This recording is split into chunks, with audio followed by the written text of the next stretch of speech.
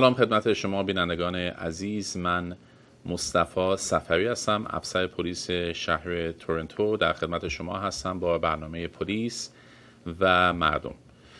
دوستان، این برنامه به صورت زنده پخش میشه از تن تیوی هر هفته پنجشنبه ها ساعت 9 شب به وقت تورنتو. شماره تلفن 647 776 0963 شماره تلفن استودیو هستش که شما تا قبل از ساعت 10 میتونید با من تماس بگیرید و اگر سوالی، مطلبی، موضوعی در رابطه با پلیس و قانون دارید مطرح بفرمایید و من تا اونجایی که در توانم هستش سوال شما رو پاسخ میدم. بازپخش این برنامه در فیسبوک من پخش میشه و شما میتونید از طریق کانستبل مصطفی صفوی به فیسبوک من دسترسی داشته باشید و این ویدیو مجددا مشاهده بکنید. قبل از اینکه من پاسخ سوالات تلفنی شما عزیزان رو بدم، اجازه میخوام که چند مطلب مهمی هستش که برای خیلی از دوستان سوال هستش رو مطرح بکنم و اینها مطالب هست در رابطه با اولیش در رابطه با افراد و بچه های زیر 16 سال هستش. بچه های زیر 16 سال طبق قوانین فامیلی و قوانینی که پدر مادرها باید رعایت بکنن مستلزم این هستن که به یک سری از قوانین رعایت بکنن و این قوانین رو باید بهش احترام بذارن. شما به عنوان افراد که والدین هستید، به عنوانی که فرزند دارید، باید مطمئن باشید که بچه‌تون اگر 16 سال کمتر هستش بین ساعت 12 شب تا 6 صبح نباید توی خیابون باشه اگر تنها باشه.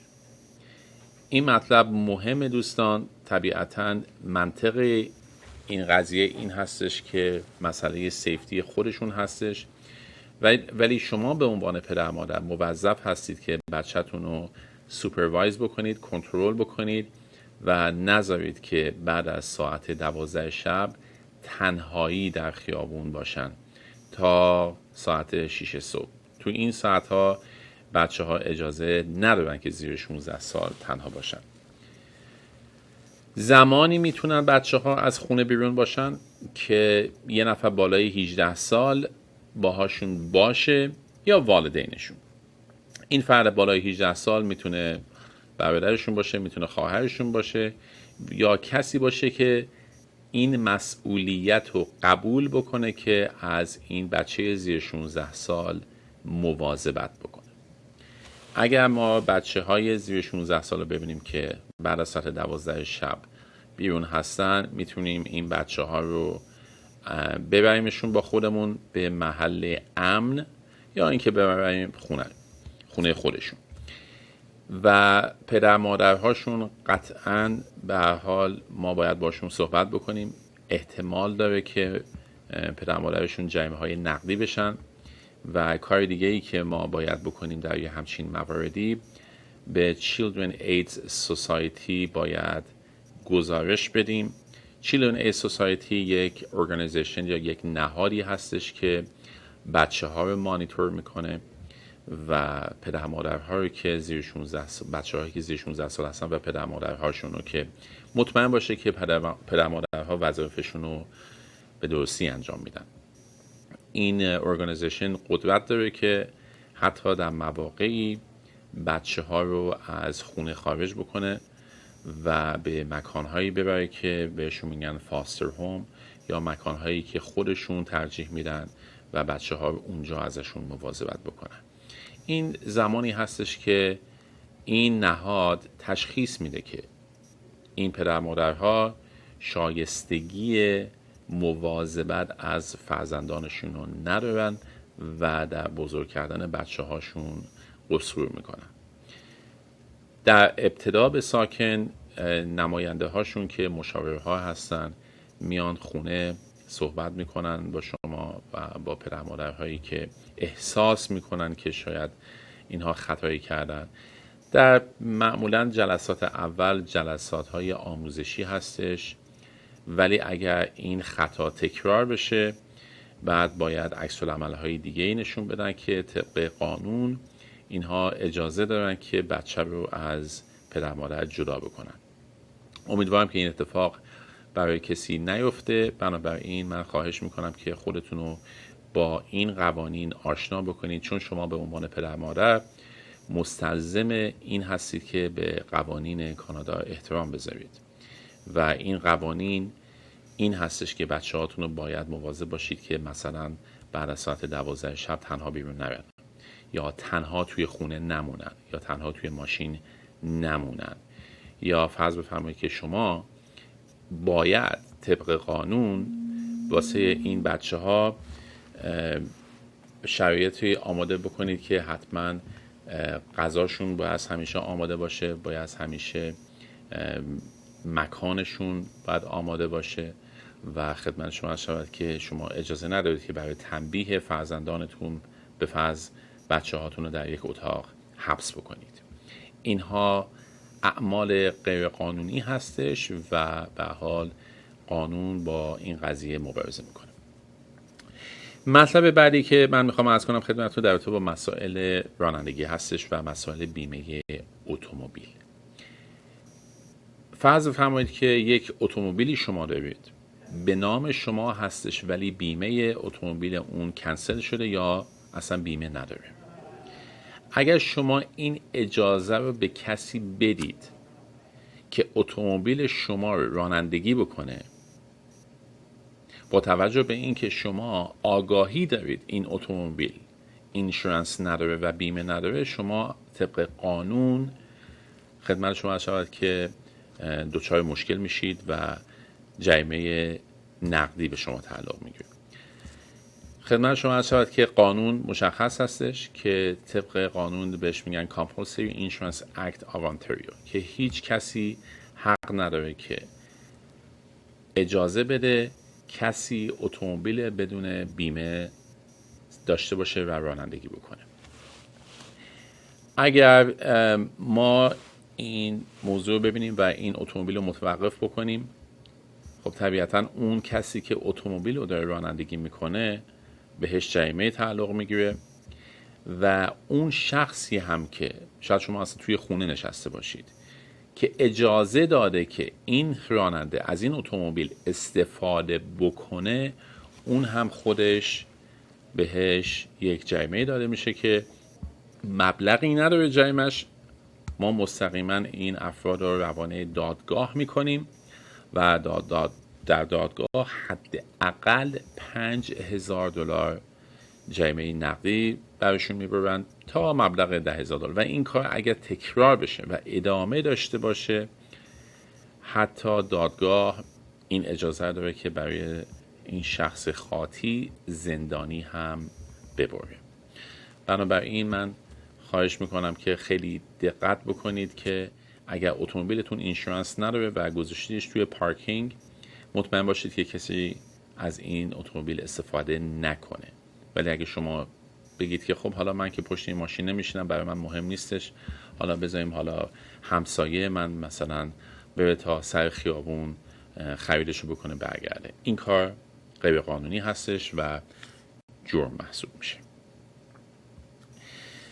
یه نکته رانندگی هستش که دوستان من میخوام خدمتتون عرض کنم که باعث خیلی از تصادفات میشه و اون رعایت نکردن فاصله مناسب بین اتومبیل مقابل شما هستش. ما در اصطلاح قانون که Highway Traffic Act هستش بهش میگیم following too close. following too close زمانی هستش که شما پشت ماشین جلویی خیلی بچسبونید به سپرش و خیلی بهش نزدیک بشید. قطعا دیدید بعضی ها این کار میکنن. شما باید یک فاصله منطقی و یک فاصله عادلانه با اتومبیل مقابلتون همیشه داشته باشید. اگر شما خیلی نزدیک باشید به اتومبیل مقابل و به یک علتی اگر اتومبیل مقابل بزنه روی ترمز، خب طبیعتا شما فرصت کافی نخواهید داشت که اتومبیل خودتون رو متوقف بکنید و این احتمال داره که باعث تصادف بشه. بنابراین این قانون به این علت به وجود آمده که از تصادفات جلوگیری بکنه و تصادفات رو به حداقل برسونه. اگر پلیس تصمیم بگیره که شما رو متوقف بکنه یا تصادفی باعث بشه که شما چون خیلی نزدیک بوده به اتومبیل مقابل و این قضیه توسط شاهد یا به حال توسط تشخیص افسر پلیس به این منطقه رسیده که شما خیلی نزدیک بودید، میتونه مبلغ $110 به شما جریمه بده که اگر در دادگاه شما محکوم بشید 3 امتیاز منفی به گواهی نامه شما تعلق میگیره. دوستان اجازه بدید من این مطلب رو اینجا یادآوری کنم خدمتتون که وقتی که شما جریمه میگیرید از یک افسر پلیس، شما 3 تا انتخاب دارید. این 3 تا انتخاب شما باید ظرف 15 روز انجام بشه و شما این 15 روز رو نباید از دست بدید، چون اگر این 15 روز از دست بدید و هیچ کدوم از این انتخاباتی که پشت این برگه جریمه هستش رو انجام ندید، گواهی نامه شما مسدود یا ساسپند میشه اتوماتیک.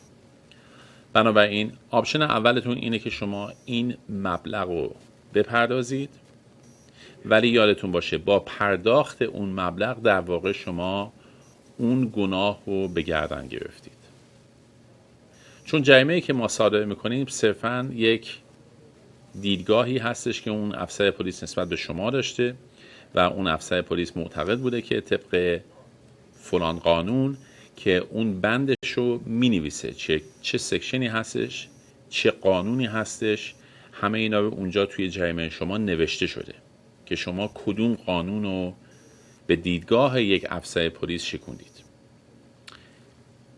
بنابراین شما میتونید اعتراض بکنید به اون دیدگاه افسر پلیس، به اون جریمه میتونید اعتراض بکنید.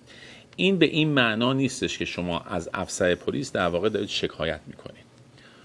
شما اینکه از یک افسر پلیس میخواید بیایید دادگاه به این معنا نیستش که شما در واقع دارید از ایشون شکایت میکنید. از شخص افسر پلیس شکایت نمیکنید، ولی نسبت به دیدگاهش اعتراض دارید و شما طبق قانون کانادا این اجازه رو دارید که نسبت به دیدگاه یک افسر پلیس، نسبت به جریمه‌ای که یک افسر پلیس بهتون داده، نسبت به چارجی که یک افسر پلیس شما رو بهتون این اتهامو داده اعتراض بکنید.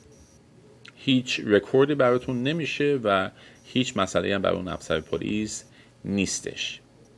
ولی اگر شما طبق آپشن 1 یا طبق اون انتخاب 1 اون هزینه جریمه رو شما پرداخت بکنید، در واقع شما از این حقی که میتونستید برید در دادگاه و از خودتون دفاع بکنید گذشتید. و فرض فرمایید که در اون جریمه‌ای که من عرض کردم خدمتتون که 3 امتیاز منفی داره، شما طبیعتاً اون 3 امتیاز منفی هم در واقع به گواهینامه خودتون پیوست دارید.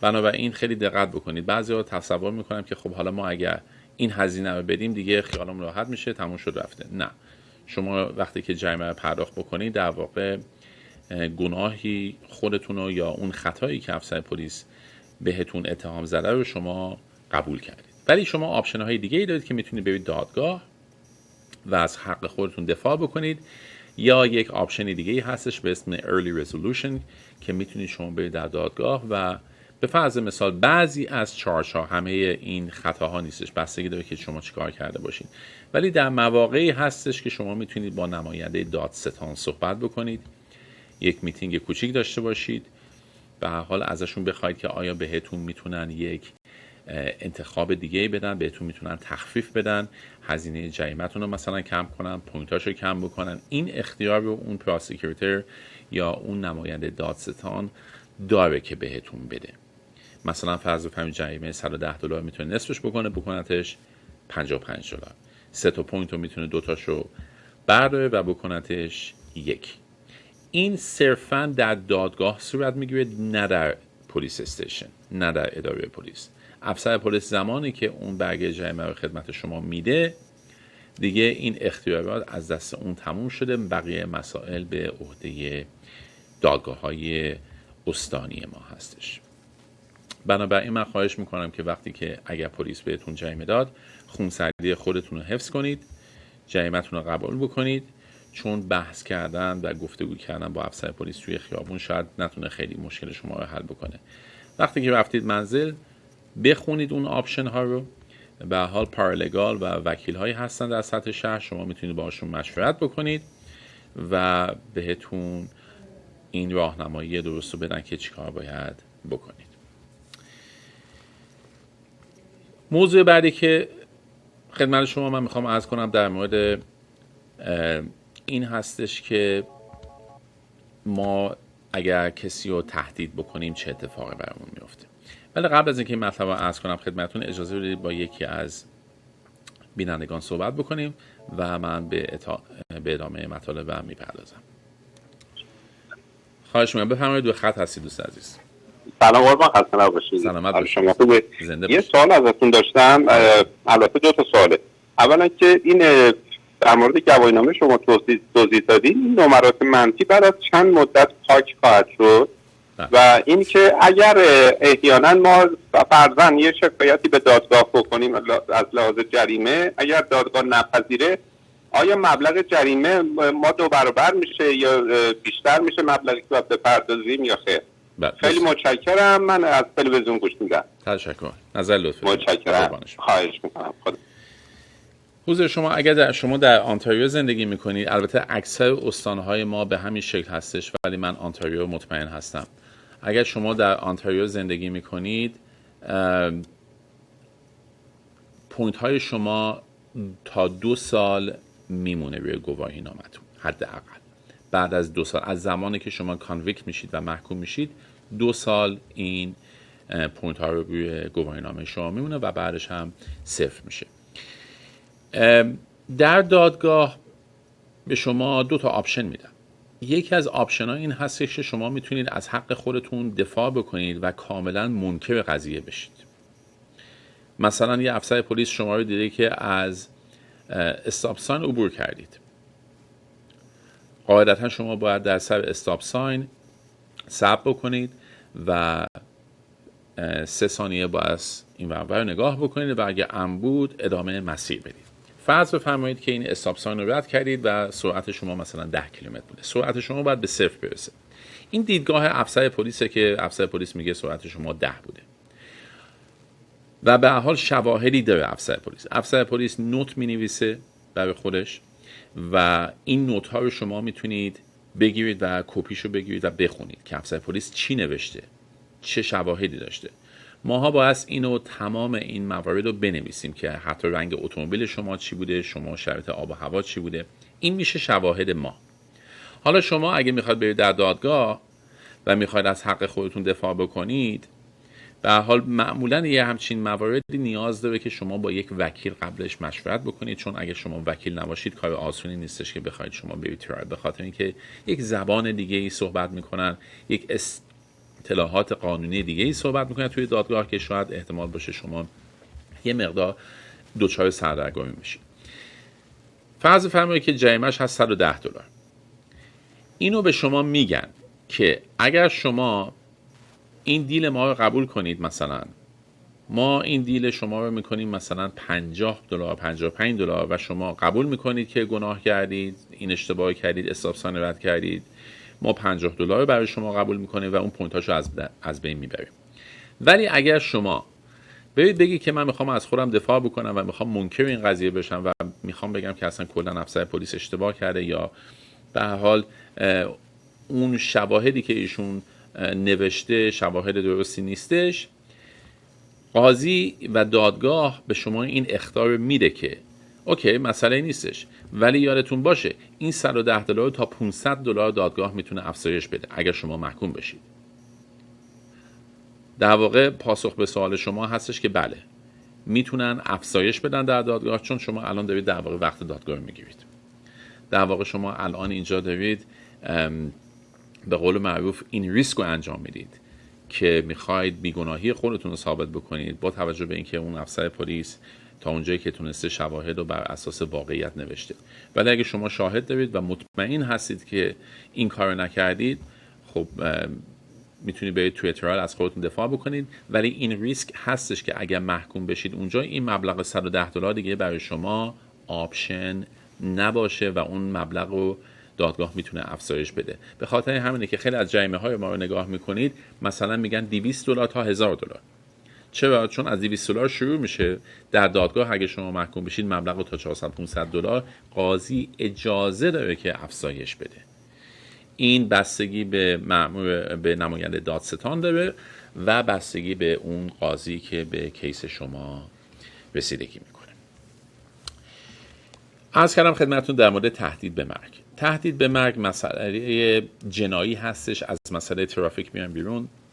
این مسئله کاملا طبق قانون کریمینال کود آف کانادا هستش و مسئله بسیار بسیار مهمیه. زمانهایی هستش که ما دچار یک درگیری‌های لفظی میشیم با بعضی از افراد. میتونیم با خانواده خودمون باشه، با همسرمون باشه، با برادرمون باشه، یا با یک فرد غریبه. زمانی که ما دچار این استرس میشیم، حالا مثلا فرض کنید یه نفر پولتون رو خورده، چکش برگشت خورده، یه نفر بهتون بی احترامی کرده و مهم نیستش.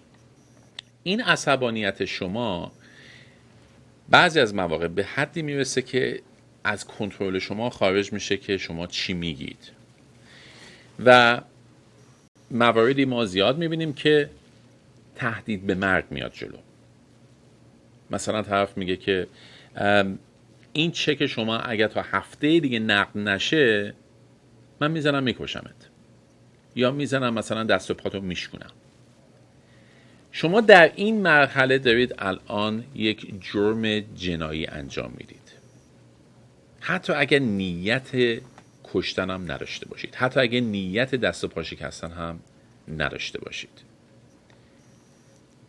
با گفتن این حرف شما قانون کریمینال کانادا رو شکوندید و اگر ازتون شکایت بشه، یعنی اون شخص احساس ترس بکنه، احساس وحشت بکنه، بگه شاید 1% احتمال داره که این شخص بیاد واقعا بیاد منو بکشه، معلوم نیستش، و اگر بیاد شکایتش رو به پلیس تسلیم بکنه و پلیس تحقیق بکنه، پلیس اگر شواهد کافی داشته باشه میتونه اون شخص رو دستگیر کنه. و این دستگیری به حال ما وظیفمون هستش که شواهد رو جمع بکنیم و این کیس رو بفرستیم به دادگاه و به مرجع قضایی. ولی اینو در جریان باشید دوست عزیز که طبق قانون 264 هر کسی که با آگاهی کامل باعث بشه که کسی رو تهدید به مرگ بکنه یا حتی تهدید به زد و خورد، مثلا شما بگید که من میام میزنم چه میدونم پای چشت بادمجون میکنم، میام میزنم میکشمت، میام میزنم پاتو میشکنم، حد اکثر 5 سال زندانی داره. من خواهش میکنم که خیلی ما مواظب خودمون باشیم، کنترل بکنیم صحبت‌های خودمون رو. اگر مواردی هستش که قانونی میتونیم انجام بدیم، چرا از راه قانونیش نریم؟ چرا باید کاری بکنیم که خودمون هم توی هچل بیافتیم؟ فرض بفرمایید که یه نفر پول شما رو خورده، خب از طریق قانون عمل بکنید.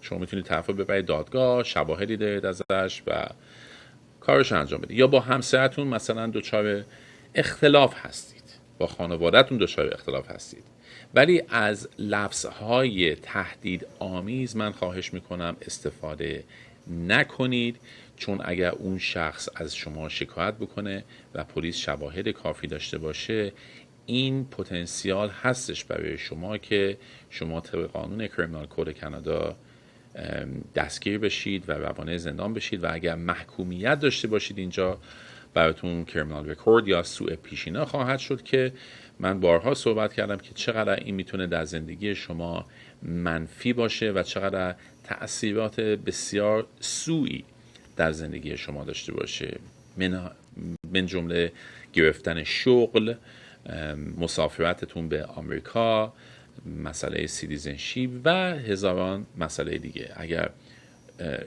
یه شغل خوبی شما گرفتید، فرض فرمایید که معلم یک مدرسه هستید، اگه کریمینال رکورد داشته باشید، قاعدتاً شما احتمال داره که شغلتون رو از دست بدید. دوستان، مطلب بعدی که از میخوام بکنم خدمتون یک قانون استانی هستش و در رابطه با استفاده از مشروبات الکلی در اماکن عمومیه.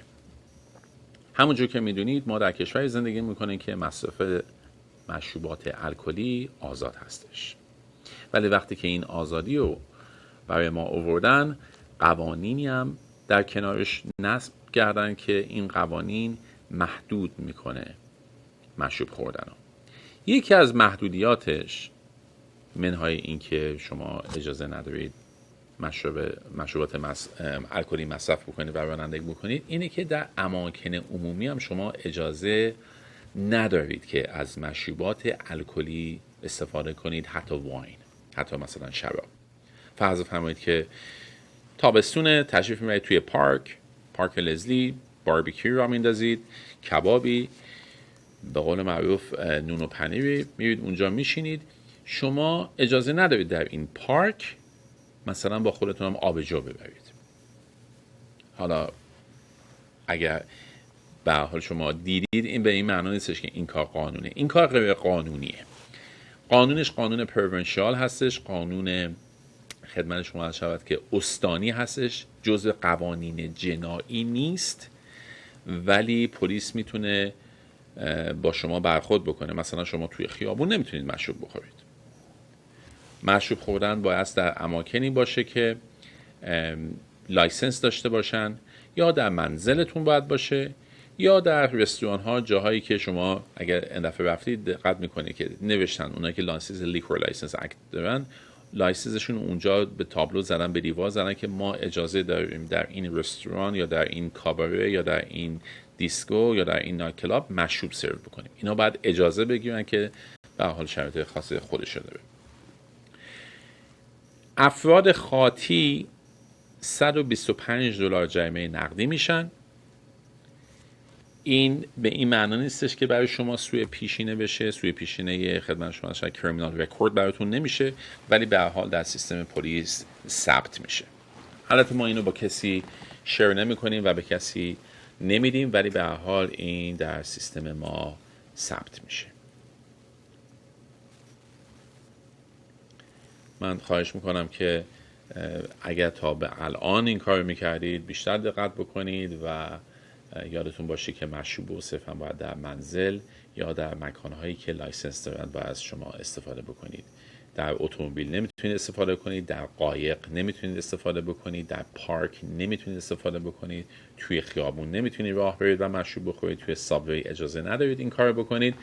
و این قانون من در مورد آنتاریو میدونم، مختص آنتاریو هستش، اکثر استانهای ما همینجور هستش، اکثر حتی ایالت‌های آمریکا هم این قانون هستش، ولی این قوانین در اروپا یه مقدار متفاوته. بنابراین اگر کسی از اروپا جدیداً تشریف آورده کانادا، من خواهش میکنم که خودتون رو با این قانون تطبیق بدید و آشنا بکنید خودتون رو که با پلیس دچار مشکل نشید. هیچ چیزی مثل این نیستش که شما به قانون احترام بذارید و زندگی بهتری داشته باشید. دوستان، من قبل از اینکه چند تا مطالب دیگه خدمتتون عرض کنم و تلفن‌های شما رو پاسخ بدم، اجازه بدید که یک ویدئویی با هم دیگه ببینیم و اون نحوه استفاده از تلفن 911 هستش و من مجددا بعد از این ویدئو در خدمت شما هستم. زمانی که زندگی شما یا کسی دیگری در خطر هست و زمانی که به علت یک جراحت ناگوار شما یا شخص دیگری مجروح شده اید و یا زمانی که جرم یا جنایتی در حال انجام است و یا انجام شده است، با تلفن 911 تماس حاصل فرمایید. در زمان تماس با پلیس، چنانچه به زبان انگلیسی مسلط نیستید، پاسخگوی تلفن را مطلع سازید که شما به زبان فارسی صحبت می کنید. سپس پشت خط به انتظار بمانید تا مترجم فارسی زبان با شما ارتباط برقرار کند. در آن هنگام خودتان را معرفی کنید، شماره تلفن، مکان و یا آدرسی که در آن هستید را به مترجم بگویید تا پلیس، آتش نشانی و یا آمبولانس برای شما فرستاده شود. اگر شما قادر به صحبت کردن نیستید، لطفاً پشت خط در انتظار بمانید. پلیس سعی خواهد کرد مکان شما را یافته و برای شما کمک بفرستد. دوستان، اگر شما مجبور هستید با تلفن 911 تماس بگیرید، به هر حال مطمئنم که یک اتفاقی افتاده که مجبور شدید با این شماره تلفن تماس بگیرید و زمانی که شما اضطراب براتون پیش میاد و دچار یک حادثه ناخوشایند هستید، طبق تحقیقاتی که شده اون درجه آگاهی شما و تسلط شما نسبت به زبان انگلیسی کاهش پیدا میکنه. مثلا فرض بفرمایید که اگر شما لول 4 توی مثلا لینک دارید درس میخونید، وقتی که یک اتفاق ناگواری براتون بیفته، این درجه 4 شما میاد میشه لول 1. کاملا طبیعی هستش برای هر کسی، برای هر زبانی که کسانی که زبان انگلیسی زبان دومشون هستش، این یک مسئله طبیعی هستش. ما این مسئله رو با این موضوع حل کردیم که مترجم گذاشتیم در رادیو روم یا در قسمت آپراتینگ روممون. این مترجم ها آمادگی دارن که هر زمانی که شما زنگ بزنید به ما و درخواست بکنید که میخواید به زبان فارسی صحبت کنید، بلافاصله یک مترجم روی خط بیارن و شما مشکلتون رو به زبان مادری خودتون عنوان بکنید. حالا زبان فارسی میتونه باشه، دوستان عزیز ما از افغانستان با زبان دری یا زبان پشتو هم میتونن صحبت بکنن. ما فی‌الواقع به تمام زبانها یه رایج دنیا یک مترجم آماده باش داریم که بخواد با شما صحبت بکنه و مطلب شما رو عنوان بکنه.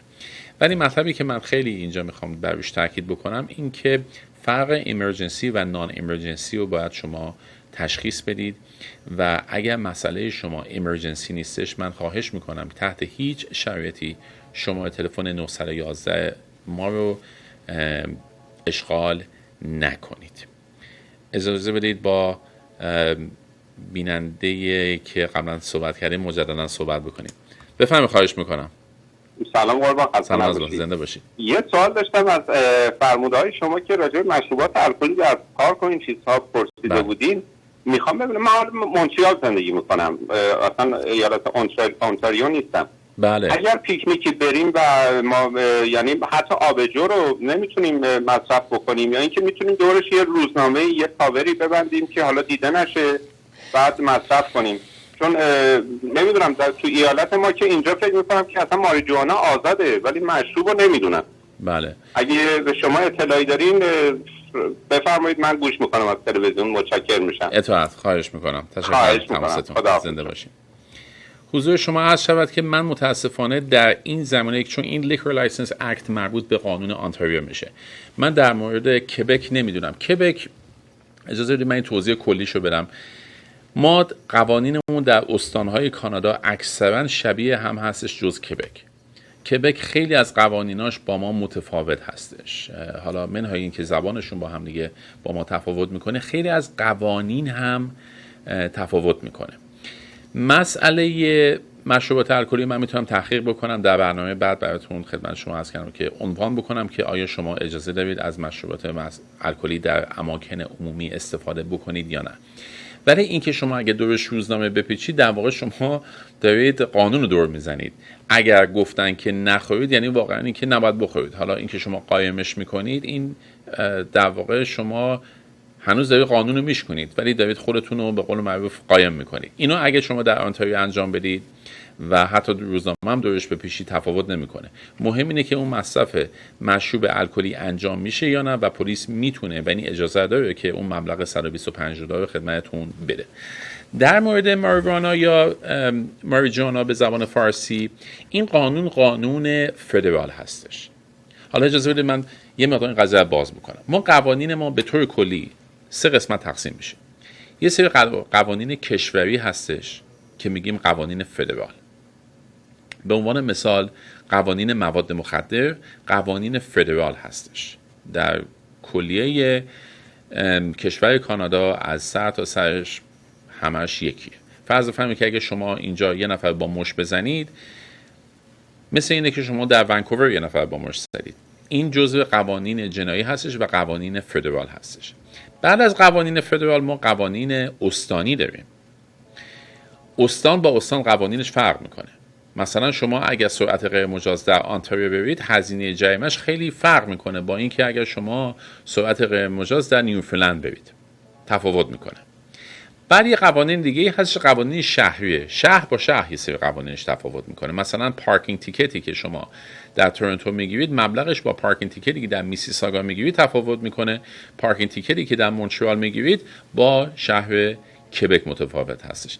من اینو تحقیق میکنم ببینم که آیا قوانین کبک با قوانین آنتاریو منطبق هستش و در برنامه بعد خدمتتون عرض میکنم. خیلی ممنون از اینکه تماس گرفتید.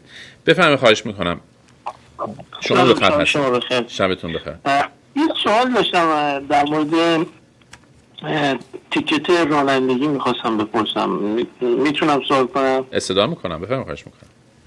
من خودم پارسال زمستون زد به یه دونه این پستای برق کنار خیابون، جاده لغزنده بود. بله. و اینو به اصطلاح پلیس اومد. البته ما اومدیم خونه یه مدت واسطادیم، کسی نه 911 برق زنگ زدن همسایه‌ها. بعد اومدیم خونه و بعد من رفتم ماشین بردم اونجا، پلیس هم اومده بود. بله. منتها تیکتی که داد کیرلس درایوینگ داد. بله.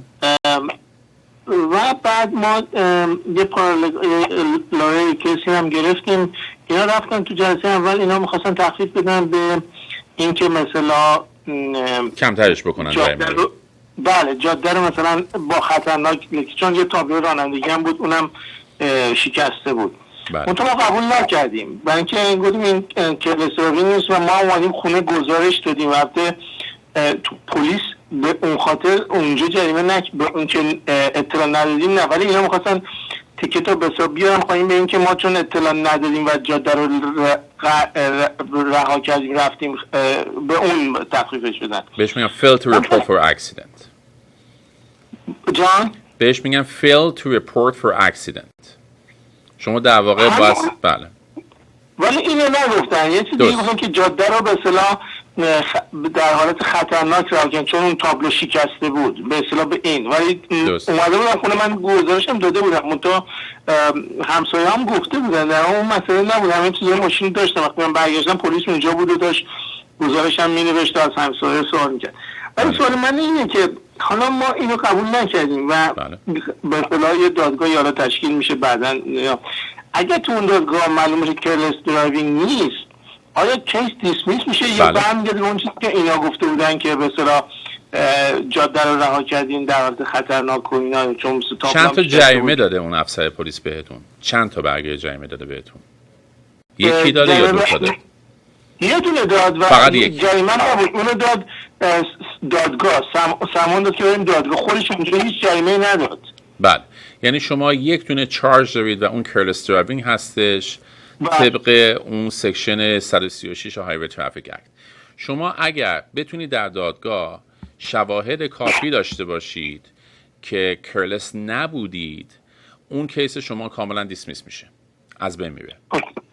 ولی این همینو گفت که شما مطمئن سرعت نشه. گفتم خود پلیس هم اومده نگاه کرده از حالت ماشین شکستگی چراغ و آینه و اینا، خودش اونجا گفت این سرعتی هم نداشته. خب فقط آخه سرعت نیستش، کیرلس تعریفش خیلی بزرگتر هستش. من پیشنهادی که میکنم خدمتتون اینه که برید توی حالا اینترنت بزنید Highway Traffic Act Careless Driving Section 136 بخونیدش.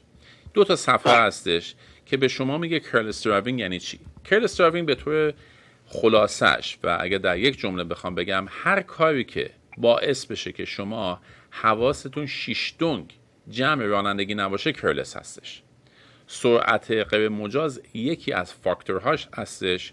فاکتور دیگهش استفاده از تلفن هستش و فاکتورهای زیاد دیگه ای داره. هر چیزی که اون افسر پلیس تشخیص بده که شما در واقع حواستون جمع رانندگی نبوده، چون اگه حواستون جمع رانندگی بود طبیعتا خب به تیر چهاربرق نمیزدید. درسته؟ نه. و از اون جاده کنارش مشخص، یعنی میشه گفتش که بخشی تقصیر برق و اینا بود. من عکسم گرفتم، یعنی خود لبه جاده مشخص نبود. یعنی تقصیر چراغ برق بود، یعنی چراغ برق رو جای بدی گذاشته بودن؟ نه اون لبه جاده پاک نکرده بودن خیابونو. اون لبه خیابون دور میخورد، اون لبه خیابون مشخص نبود که کجا لبه خیابونه و این خانم من اشتباهی از رو لبه رفته بود بالا، رفته بود به اون پشت برق زده. خب اینا چیزایی هستش که دفاعیه شما محسوب میشه. شما و اون وکیلتون که صحبت بکنید قبلا باهاتون نشسته یه میتینگ گذاشته، اون دفاعیه شما رو می‌نویسه روی کاغذ که شما چه دفاعی دارید و افسر پلیس هم شواهدش رو جلو به شما داده. الان توی دادگاه هستش و شما هم حتما باید یه برگه کاپیشو داشته باشید یا وکیلتون باید داشته باشه. این دوتا رو به هر حال باید بذارید در روی میز دادگاه. شما خانمتون باید از خودش دفاع بکنه، افسر پلیس از شواهد و اون اتفاقی که افتاده صحبت میکنه و دیگه اینجا دیگه بستگی به قاضی داره که حرف کیو قابل قبول بدونه و کیو به قول معروف اگر شما رو محکوم بکنه که احتمال داره که این مبلغ $490 حتی افزایش هم پیدا بکنه. مبلغ کرلس اگه یعنی محکوم بشید شما در دادگاه، این مبلغتون حتی میتونه افزایش هم پیدا بکنه، میتونه بیشترش هم بکنه. اینو حالا قبلا حتما بهتون میگن یا وکیلتون حتما بهتون گفته. یعنی الان اون مبلغی که دارن براتون اون اگه شما محکوم بشید میتونن اضافهش بکنن. این ریسک هم هستش. اینم باید در نظر داشته باشه. اگه وکیلتون توضیح نده اینو ازش بخواد که براتون توضیح بده، بگی که چه ریسکی من دارم اگه محکوم بشم و اون ریسک رو براتون توضیح میدن. بله این فقط سوال که شما مطمئنی سرعت نشون بودین؟ نه سرعتی هم نداشتیم. سرعت یکی از فاکتورهای 1 در 1000. یعنی ما خیلی فاکتورهای زیادی داریم. شما فرض کنید دارید رانندگی میکنید، مثلا دارید با ضبط اتومبیلتون بازی میکنید، دارید همبرگر میخورید، به ساعتتون دارید ور میرید، کتاب دارید میخونید، هر کاری که میکنید، اینها فطرتاً در قانون جرم نیستش، ولی باعث میشه که شما حواستون پرت بشه. اگه یه بچه بیاد جلوتون طبیعتا نمیتونید عکس العمل نشون بدید و میزنید به اون بچه. حالا خوشبختانه خانم شما امیدوارم که جراحتی هم براش انجام نشده باشه، تیر چهاربرق بوده، به هر حال تمام اینا رو بیمه میده، ولی میتونه خطرات خیلی زیادی داشته باشه. به خاطر همین این قانون رو اومدن گذاشتن و قانون کرلس درایوینگ قانون خیلی بزرگی هستش. به خاطر همین 6 پوینت نمره منفی داره اگه کسی محکوم بشه در دادگاه. اگه پلیس اون روز نیاد، این پلیسی که اونجا بوده، این کیس اینم امکان هستش که دیسمیس بشه این کیس؟ اگر اون پلیس نیاد و شاهد به قول معروف بدون وابسته هم ما نداشته باشیم، چون یه مواقعی هستش که ما شاهد داریم، یه نفر اونو دیده، یه نفر اون اتفاق دیده، یا اینکه مثلا دوربین اونجا بوده. اگر پلیس نباشه و اون شاهدا نباشه، بله این احتمال داره که کیس شما دیسمیس بشه. ولی یادتون باشه تمام اینا بستگی به قاضی داره. قاضی تعیین کننده هستش و حرف آخر حرف قاضیه. اگر قاضی قبول بکنه، در اکثر موارد من میتونم عرض کنم خدمتتون که کیس ها رو دیسمیس میکنن اگر افسر پلیس به هر علتی نتونه بیاد. ولی من مواردی هم داشتم که افسر پلیس هم نیومده ولی قاضی قبول نکرده، قاضی یک وقت دیگه ای داده و اون نماینده دادستان تقاضا کرده که یه وقت دیگه بگه. بستگی به کیس ها داره، بستگی به شرایط داره، بستگی به قاضی داره. اینه که از دو تا کیس رو بخوایم با هم دیگه مقایسه بکنیم، این مقایسه دو تا سیبه. هیچ وقت نمیشه شما دو تا سیب رو با هم دیگه مقایسه بکنید. اینو من توصیه میکنم که با وکیلتون مشورت بکنید و ببینید که ایشون نظرش چیه، چون مهمترین کسی که تو این قضیه هستش الان وکیل شماست. شما به یه نفر اعتماد کردید و کیستون رو دادید به کسی که از شما دفاع بکنه. اون کسی که برای شما باید تعیین کننده باشه. خیلی متشکرم. بفرمایید. من یه دادگاه رفتم برای تیکت تلفن که همراهم دستم بودش، که البته من تلفن زیرم بود، برداشتم نگاه کردم در حال تیکت گرفتم. اونطور اینو من به اومدن به اصطلاح جریمه‌اش اون مال قبل از این بود که تلفن اضافه بکنن، جریمه‌اش کم کردم، مثلا $150 بود که $100 همچین چیزی. ولی من میخواستم ببینم که اگه من میرفتم دفاع میکردم و مطرح میکردم که من تلفن استفاده نکردم اینا، در بدترین حالتش چی میشد؟ من همون $150 من برای بیمه سوال میکنم. من نهایتش این بود که من اون اصل جریمه رو میدادم دیگه. بیشتر که نمیتونستم بکنم. بیشترش هم میتونن بکنن. بله بیشترش هم میتونن بکنن. من همین الان خدمتتون خواهش میکنم همیشه اگه شما بخواید از خودتون دفاع کنین و بیشترش هم میتونن بکنن. خیلی ممنون از راهنماییتون. خواهش میکنم. ببخشید.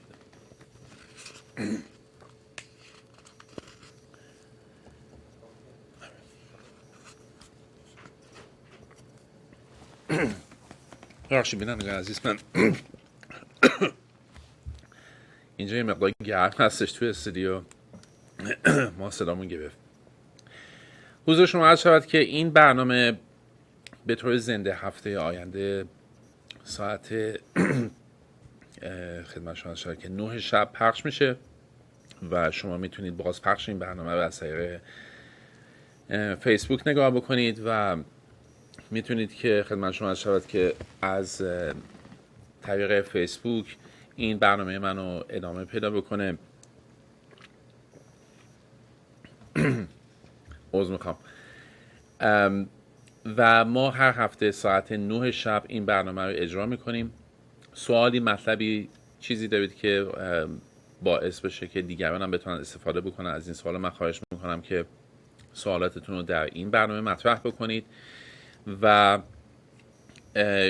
مطلبی که هستش در رابطه با کرایم استاپر من می‌خواستم توضیح بدم خدمتتون که مسئله خیلی مهمی هستش. حالا شما تلفن شما اینجا پخش می‌کنیم.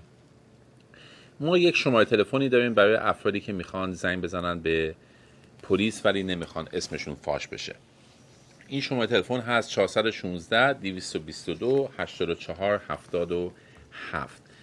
زمانی که شما میخواد هویتتون محفوظ بمونه، من خواهش میکنم با این شماره تلفن تماس بگیرید. اگر نمیخواید اسمتون رو مطرح بکنید و میخواید یک جرمی رو به ما گزارش بدید، مثلا جرم هایی هستش، فرض بفرمایید که یه قاچاقچی مثلا در همسایگی شما زندگی میکنه و میخواید این قاچاقچی رو خدمت شما شود که به ما معرفی بکنید و بدون اینکه اسمتون بخواید فاش بشه، این شماره تلفن رو یادداشت کنید، داشته باشید. قطعاً یه موقعی به دردتون خواهد خورد.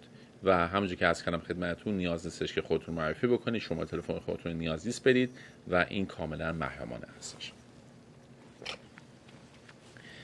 خیلی ممنون. تشکر از توجه شما به این برنامه که برنامه خودتون هستش. این برنامه صرفاً جهت نزدیک شدن پلیس و مردم اجرا میشه و ما فیدبک خیلی خوبی داشتیم و دوستان میتونید به حال این ارتباط نزدیکی رو با پلیس داشته باشید، تماس بگیرید با من. هفته دیگه من ساعت 9 شب مجددا در این برنامه همینجا در خدمت شما هستم. ایامتون بکام و روزگار بر شما خوش و خرم باشه دوستان. خدا نگهدار.